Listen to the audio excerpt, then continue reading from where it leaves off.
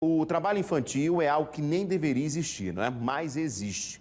Por isso, o Programa de Erradicação do Trabalho Infantil, o PET, em parceria com o Serviço Especializado em Abordagem Social, vai realizar uma ação educativa em pontos movimentados de Maceió para exatamente coibir esse tipo de prática. Porque todo mundo sabe, né? Criança não é para estar trabalhando, ainda mais quando esse trabalho atrapalha a escola. Vamos ao Neto Mota, que está ao vivo e vai explicar como será esse trabalho de conscientização, né, Neto Mota? Porque, infelizmente, a gente ainda vê nos sinais, enfim, em vários pontos da cidade, também do interior, crianças que deveriam estar estudando, brincando, estão trabalhando, né, Neto?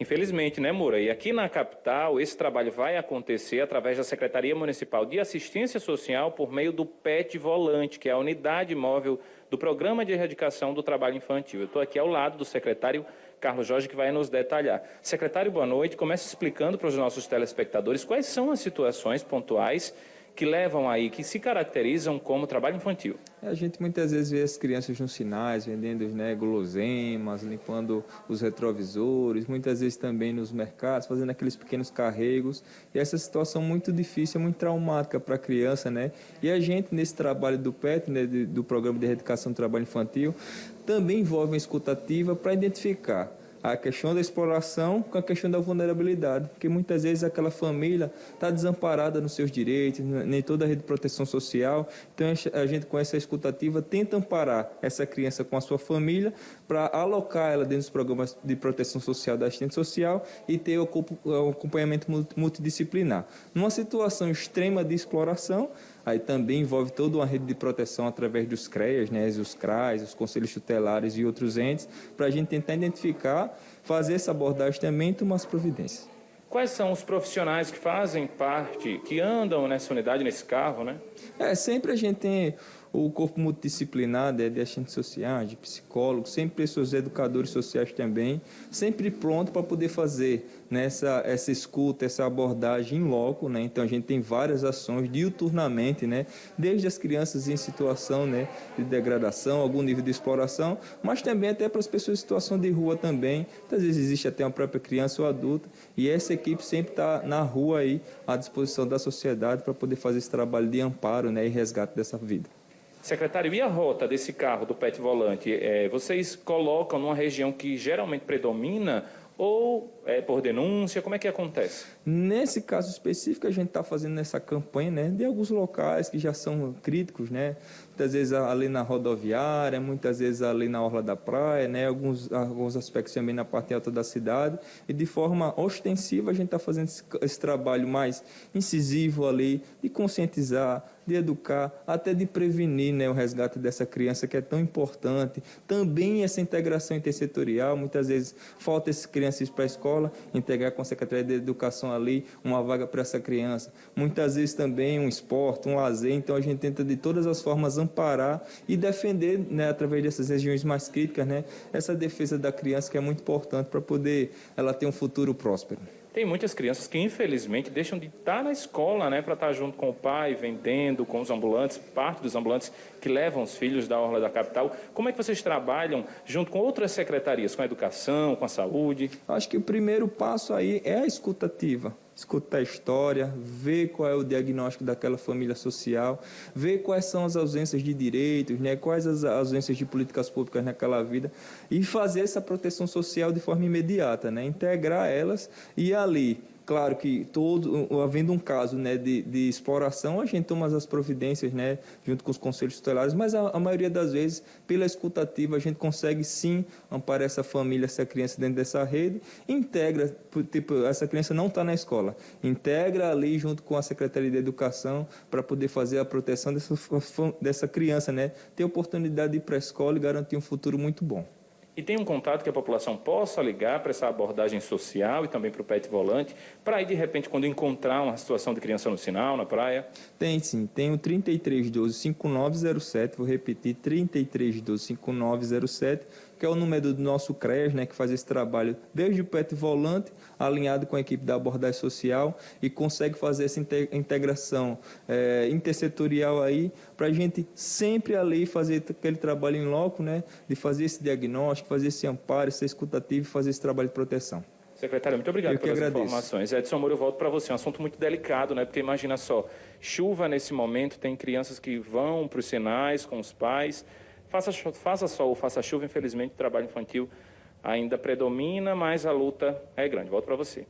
Pois é, Neto, e para exatamente evitar o trabalho infantil, né, tem várias ações, né, tanto do governo federal, governo estadual, da prefeitura também, para que esses jovens, essas crianças, frequentem a sala de aula e, de certa forma, também tenham, né, aquele recurso garantido. Eu queria fazer uma pergunta ao Carlos Jorge, né, porque eu sei que o Carlos ele tem essa vivência exatamente da comunidade, fez um trabalho muito grande antes de ser secretário lá na região do Vergel. Carlos, e a gente sabe que a situação dessas famílias é muito crítica, né? A gente não consegue nem criticar, na verdade, a situação de uma criança dessa que vai para pedir, enfim, para tentar vender, para ganhar alguma coisa, para levar alimento para casa. Mas eu reforço, tem vários projetos, inclusive, né? Tem o Bolsa Família, tem o cartão estadual CRIA também, tem o municipal também de ir para a escola. Então, são essas ações que essas crianças precisam receber e fazer a parte delas, que é ir para a escola. Isso tem que ter um trabalho de conscientização também, né? Esse é o trabalho também desse do PET, o Carlos? Sim, Edson. E aí a gente também, além de fazer esse trabalho de abordar, de conscientizar, mas também de empoderar a família dessa criança dos seus direitos, né? Porque a gente, dentro da assistência social, tem todo um programa de assistência social. Se a família não estiver lá, ela pode ser alocada para um aluguel social. Se ela tiver um desamparo na sua renda, ela pode acessar o ex-Bolsa Família, agora Auxílio Brasil, né? Com toda a documentação em dia. Ela pode acessar um conto em dia, algum programa de transferência de renda, né? Que a assistência social pode amparar, para justamente a gente criar essa defesa em favor dessa criança, né? Para que o pai e a mãe consigam ter essa estabilidade mínima, né, através do amparo desses direitos, dessa proteção social, e essa criança consiga ter o bem-estar ideal para poder ir para a escola, para poder ter seu esporte, o lazer. E a gente faz isso também com muita cautela, sabe, Edson? Porque muitas vezes a gente tem que entender a história, entender qual o nível de vulnerabilidade que essa família passa, porque muitas vezes quando a gente dá esse amparo, esse suporte, essa família consegue ter essa autonomia de também proteger, ser mais um exemplo aí para poder fazer essa defesa de alocar a sua criança na escola e ela ter esse futuro glorioso, que é o que a gente mais luta por nossas crianças. Eu sou fruto dessa transformação. A educação transforma a vida de qualquer pessoa. Dá para ver no brilho do seu olhar, Carlos Jorge, sua história de vida, né, que você mudou também naquela comunidade ali do Vergel, é algo a ser reconhecido. E é claro que a gente reforça isso para os pais que estão nos acompanhando. Então, assim, não é questão de dizer, mas é melhor, né, os filhos estarem trabalhando do que estarem usando drogas. O mérito não é esse, o assunto não é esse, né? Acho que a gente não pode discutir dessa forma, né, Carlos? É a questão de que criança precisa ter a oportunidade de estudar para, no futuro, ter algo a mais. Algo que possa ajudar, inclusive, a sua família no futuro. Mas, nesse momento, né, essa rede de apoio precisa exatamente apoiar essa criança, os pais possam receber esses auxílios para que a criança possa estudar, que é o mais importante que ela deve fazer nesse momento, né? Verdade, e a gente vê casos, até bons exemplos, né, na própria internet, que o pai muitas vezes é agricultor e o sonho dele, desde bebezinho para o seu filho, é que ele estude, né, que ele viva um esporte, um lazer, e quando o filho cresce, vira um doutor, vira um médico, vira um grande profissional, né, diferenciado, porque o pai quis dar essa prioridade para o seu filho, dele não trabalhar na infância e cumprir aquele sonho de autorrealização até do próprio pai, de ver o seu filho ser bem-sucedido através de educação e vencer na vida, que a médio e longo prazo a própria família usufrui, né? Então, quem é que não quer ver um filho médico que um pai perseguiu com tanta obstinação, mesmo sofrido, mesmo trabalhando duro em prol do seu filho, e outros exemplos, e é a gente que só faz divulgar isso para os pais, né? Mantém seu filho na escola, mantém ele no esporte, no lazer, deixa ele sonhar grande aí, que é tudo que a gente quer conscientizar para todos os pais e mães. Perfeito. Obrigado, secretário, pela sua participação. Neto Mota, obrigado pelo recado também. Então, tem o telefone do CRES na tela, 3312-5907, e esse trabalho vai percorrer vários pontos da cidade, exatamente para evitar, coibir exatamente o trabalho infantil, não é? Claro que criança não é para trabalhar, né? Criança é para dar trabalho, né? E que os pais possam oferecer exatamente essa possibilidade da educação.